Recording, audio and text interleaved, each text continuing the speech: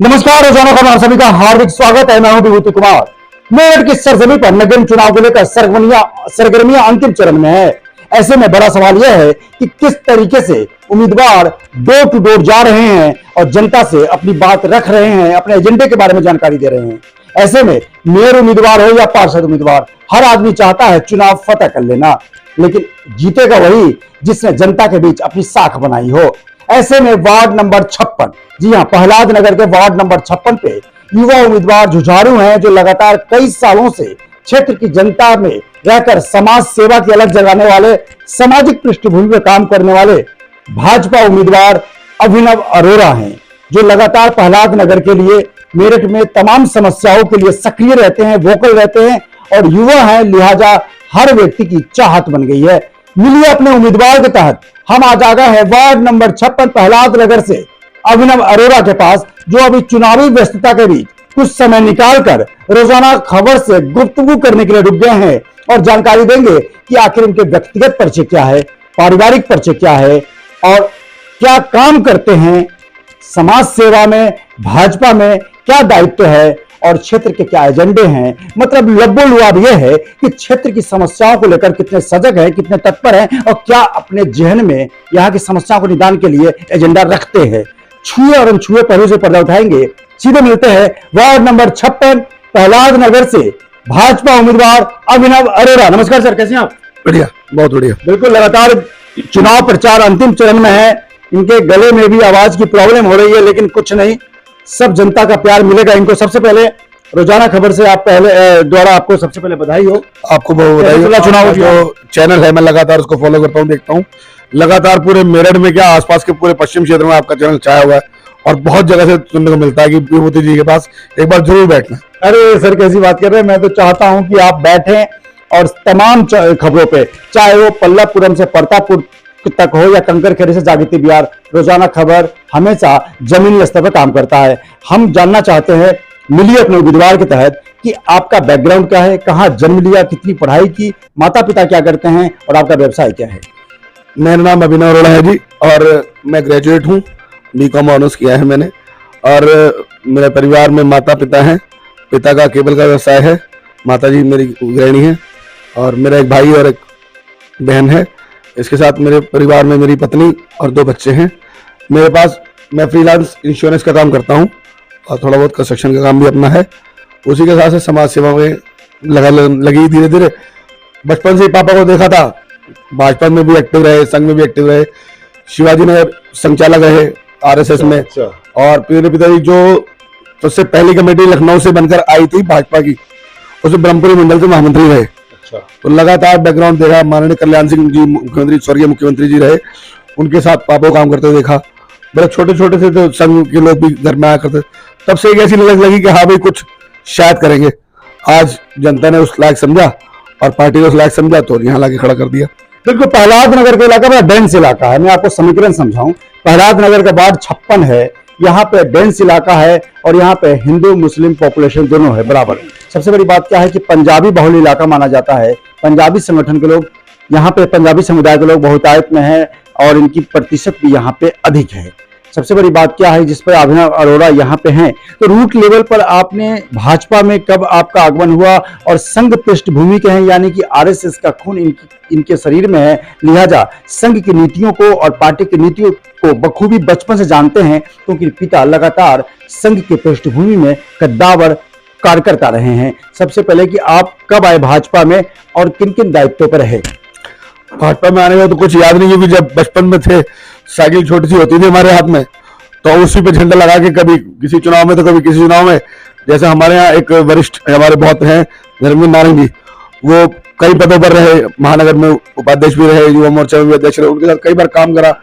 तो उन्होंने एक ऐसी राह दिखाई कि भाई चलो यहाँ पे चलना है, वहां पे चलना है। पापा तो कहते थे भाई पहले पढ़ लो, लेकिन मेरा इंटरेस्ट देख के ताऊ जी ने कहा भी नहीं, कोई बात नहीं, इसका मन है कभी कभी ले जाया करो, ऐसी बात नहीं है, पढ़ेगा लिखेगा भी, साथ में सब काम करेगा। तो धीरे धीरे लड़क बढ़ते ही आगे बढ़ते रहे। उसी के साथ पार्टी में कब इस मुकाम पर पहुंचे आज पता ही नहीं चला।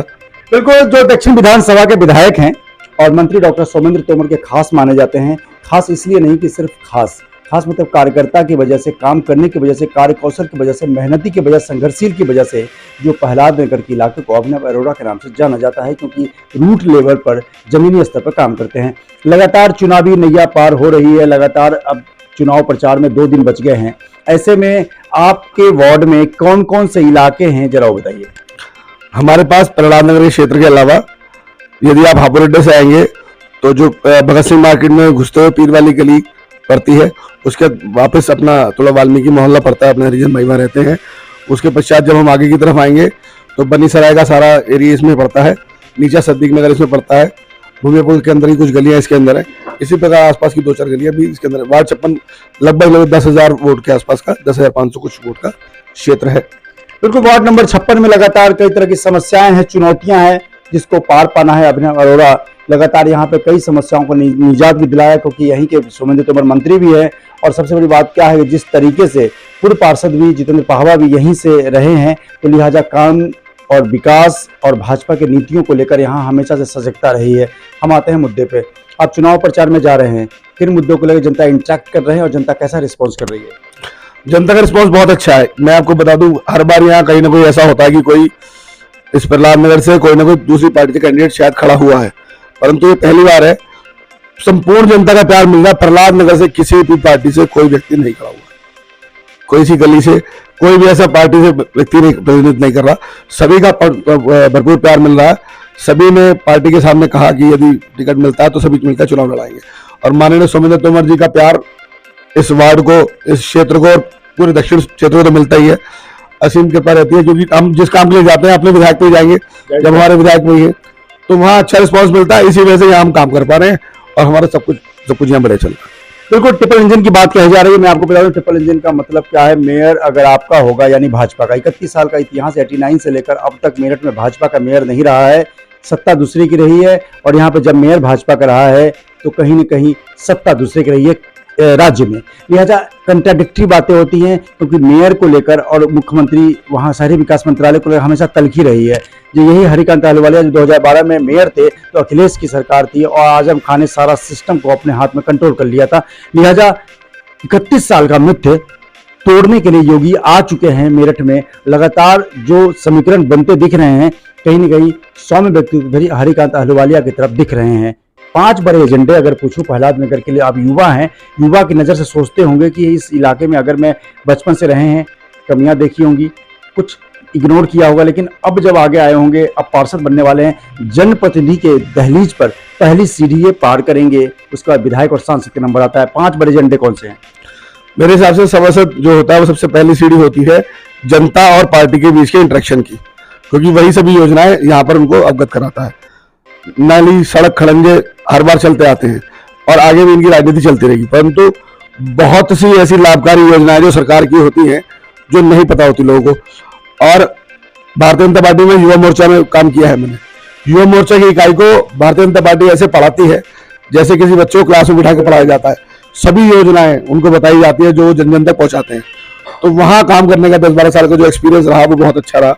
इसी वजह से मैं चाहता हूं कि हमारे क्षेत्र में जो भी गरीब जनता है, युवा मोर्चे में महानगर में रहे या मैं महानगर कार्यालय प्रभारी लास्ट दायित्व के पास रहा। अब मैं करंट में चुनाव से पहले पार्टी मेन विंग में माधवनगर मंडल से उपाध्यक्ष हूँ। और मैं चाहता हूँ कि बहुत सी योजनाएं ऐसी है सरकार की जो अब तक सरकार तो लागू कर रही है, जनता तक नहीं पहुंच पा रही। क्यों? हम सोचते हैं शायद हमारे पास उसकी पात्रता नहीं है।